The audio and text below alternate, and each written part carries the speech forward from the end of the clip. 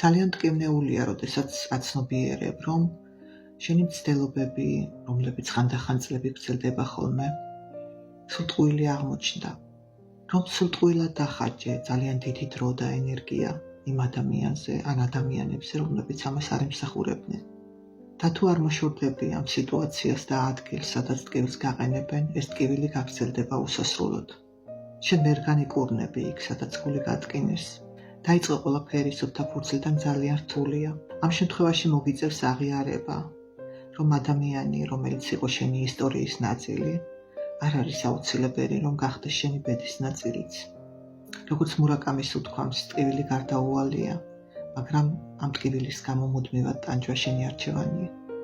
და რაც უფრო დიდხანს დარჩები სიტუაციაში, სადაც გულს გტკენენ, მით უფრო დიდხანს დაიტანჯები და მით უფრო რთული იქნება შენი განკურნება.